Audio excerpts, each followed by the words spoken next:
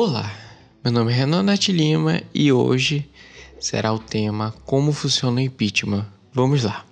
Mas antes compartilhe, dê like e inscreva-se e acione as notificações. O impeachment aqui vai ser apresentado em 3 partes, abrangendo todas as espécies de impeachment que são presentes tanto na lei do impeachment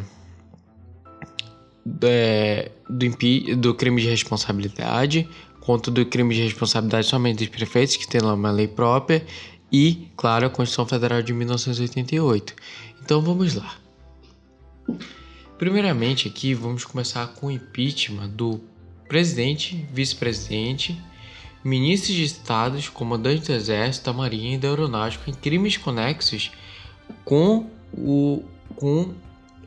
o presidente e o vice-presidente. Vamos ler aqui como que acontece isso. O artigo 51 da Constituição Federal de 1988 fala justamente o seguinte: compete privativamente à Câmara dos Deputados autorizar por 2/3 dos seus membros instaurações do processo contra o presidente e o vice-presidente da República e os ministros de estados. Na lei do crime de responsabilidade, fala o seguinte no artigo 14: é permitido a qualquer cidadão denunciar o presidente da República, o ministro de Estado, por crime de responsabilidade perante a Câmara dos Deputados. Ou seja, não é fazendo abaixo-assinado que você faz uma denúncia para entrar com processo de crime de responsabilidade contra alguma dessas autoridades citadas. Você tem que fazer uma denúncia com provas que aquela autoridade cometeu um crime de responsabilidade. Então, quando é aceito isso pela Câmara dos Deputados, vai para o Senado Federal. Está escrito no artigo 52 da Constituição Federal de 1988 o seguinte: compete privativamente ao Senado Federal processar e julgar o presidente e o vice-presidente da República nos crimes de responsabilidade, bem como os ministros de Estado e os comandantes da Marinha, do Exército e da Aeronáutica nos crimes da mesma natureza conexos com aqueles.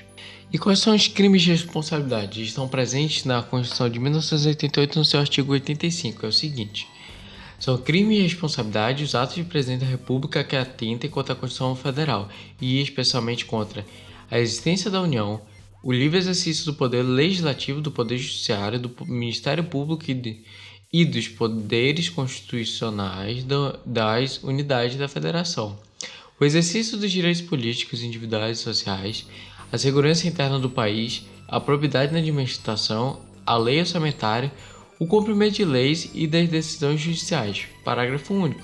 Esses crimes serão definidos em lei especial, que estabelecerá as normas de processo e julgamento. Essa lei é a Lei 1079 de 1950, que é a Lei do Crime de Responsabilidade. Então, ela apresenta no seu artigo 13, para complementar a própria Constituição Federal, que recepcionou essa lei, o seguinte: são crimes de responsabilidade dos ministros de Estado os atos definidos nesta lei quanto por eles praticados ou ordenados, os atos previstos nessa lei que os ministros assinarem com o presidente da República ou por ordem deste praticarem, a falta de comparecimento sem justificação perante a Câmara dos Deputados ou Senado Federal ou qualquer das suas comissões, quando uma ou outra casa do Congresso os convocar para pessoalmente prestar informações acerca de assuntos previamente determinados. Não prestarem dentro em 30 dias e sem motivo justo a qualquer das câmaras do Congresso Nacional as informações que ela lhe solicitar por escrito ou prestarem com falsidade.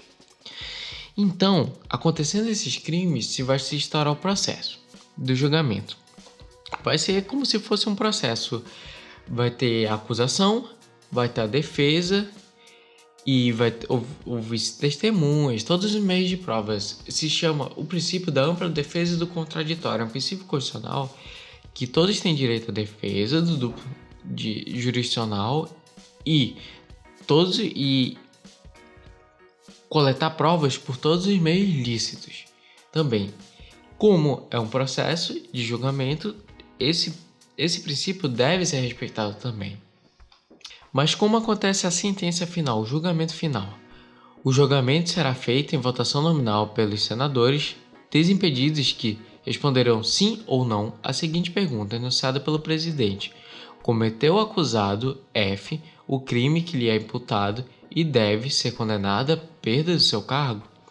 Ele vai responder sim ou não, simplesmente isso, para não ter um abarrotamento na hora do julgamento. Parágrafo único. Se a resposta afirmativa obtiver pelo menos 2/3 dos votos dos senadores presentes, o presidente fará nova consulta ao plenário sobre o tempo não excedente de 5 anos, durante o qual o condenado deverá ficar inabilitado para exercício de qualquer função pública. Aqui tem uma questão que se abre porque, quando aconteceu o impeachment da Dilma, o STF julgou procedente um julgamento fatiado. Como assim? Primeiramente se julga a perda do cargo e dentro desses 5 anos também vai se julgar se vai perder os direitos políticos por 8 anos. Que essa é a pena que ocorre também, além das penalidades penais que aqui não serão julgadas, somente essa relatividade política, a perda de 8 anos do direito de se candidatar de novo, dos direitos políticos, pelo aquele que é impeachmentado. Isso vai ser separado. Pode perder o cargo e perder os direitos políticos por 8 anos ou não. Isso ficou pacificado no impeachment da Dilma. E teve o que aconteceu com o Collor, que o Collor, ele pediu renúncia antes do impeachment, ou seja, não era para ter sido julgado com o impeachment póstumo a renúncia dele, porque ele não exercia mais o cargo. Mas mesmo assim, ele perdeu por 8 anos os direitos políticos dele. Isso foi uma injustiça. Na época, a Constituição ainda era muito nova e não tinha se interpretado isso, mas com o tempo ficou conhecido como aquilo fosse uma injustiça contra ele. Se ele renunciou antes de receber o impeachment, tudo bem que a população queria que ele fosse punido de alguma forma.